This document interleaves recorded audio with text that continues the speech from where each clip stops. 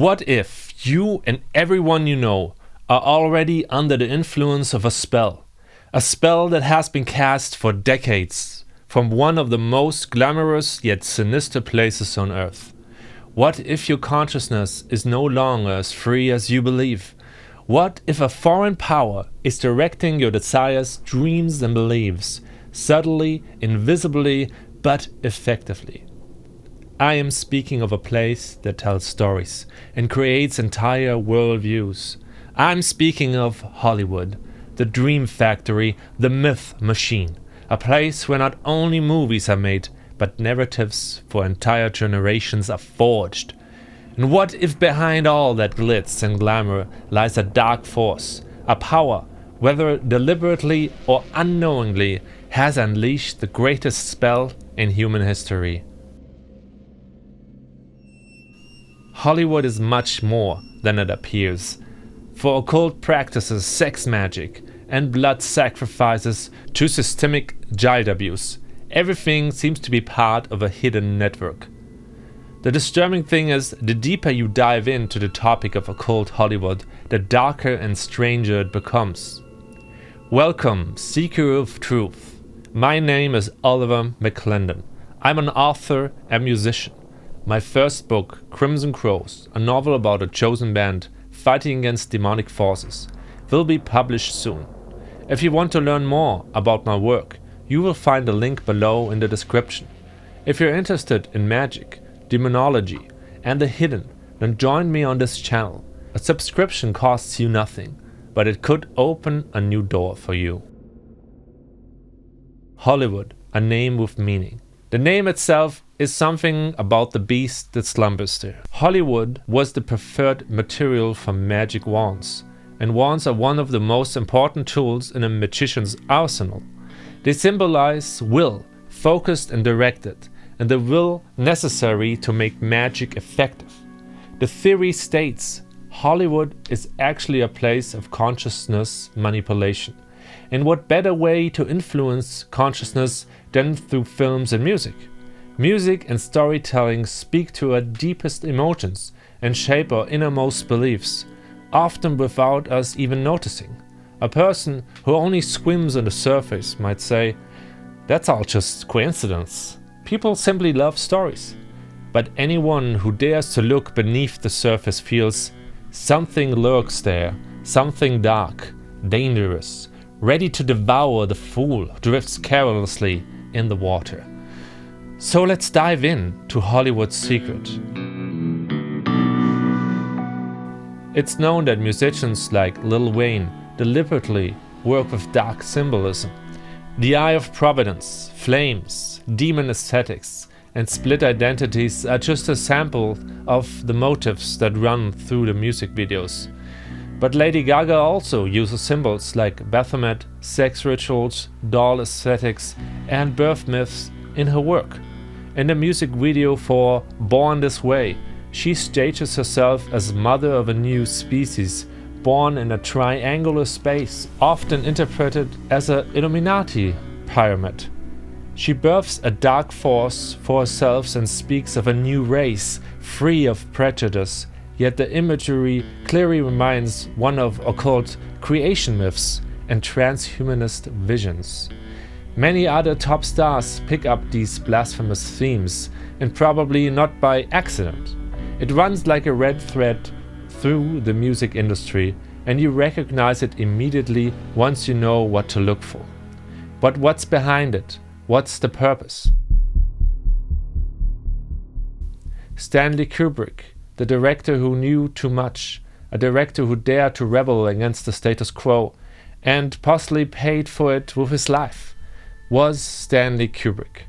Known for his works like 2001: A Space Odyssey or A Clockwork Orange, Kubrick was considered visionary, perfectionist, and obsessed with detail. His last work, Eyes Wide Shut, is an allegory about elite circles engaging in secret ritual practices, masked balls, orgies, veiled figures. The depicted rituals, full of voyeurism and humiliation, are frighteningly reminiscent of reports about Masonic or Satanic lodges. And as if that weren't enough, the estate where much of the action takes place supposedly belongs to a member of the Rothschild family. Need I say more? Stanley Kubrick died shortly before the film's release, allegedly of a heart attack. Some scenes were censored or removed after his death. Many believe that Kubrick revealed too much in this film, and that this transgression cost him his life.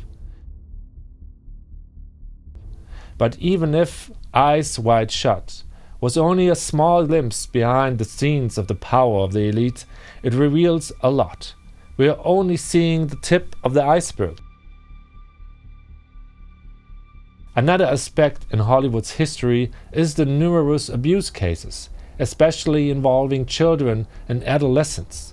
Hollywood has an abuse problem like the church. This statement comes from Elijah Wood, who publicly advocates for victims of ritual and sexual abuse. In several interviews, he emphasized that a system exists in Hollywood where perpetrators protect each other, a network of silence. Corey Feldman, a well-known child star of the 80s, also spoke openly about his experience. And names like Dan Schneider, former Nickelodeon producer, keep appearing in connection with questionable incidents. There's also a Netflix documentary about this, highly recommended. But these are only the cases that made it to the surface. Behind them hides an iceberg of countless, never-told stories. Children who were put through Hollywood's meat grinder and ended up as broken souls, addicted to drugs, traumatized, or even driven to suicide. But what's the deeper reason for these assaults? If you follow the occult interpretations, those who engage with the demonic forces must make sacrifices, blood sacrifices, pain of the innocents. It is said, whoever plays with such powers becomes permeated with their energy and begins to act like a demon themselves. What was once human becomes something else, something cruel. There are films where one suspects they are more than mere fiction. Film shoots that proceed under mysterious circumstances, deaths, fires, tragedies. Even some speak of cursed productions, or blood sacrifices that had to be made so the film could work. The Exorcist, for instance, a classic of horror cinema, and simultaneously one of the most eerie shots of all time. During production, a devastating fire occurred that destroyed the entire set, except for the room where the exorcism took place. Several people died during or after the shot.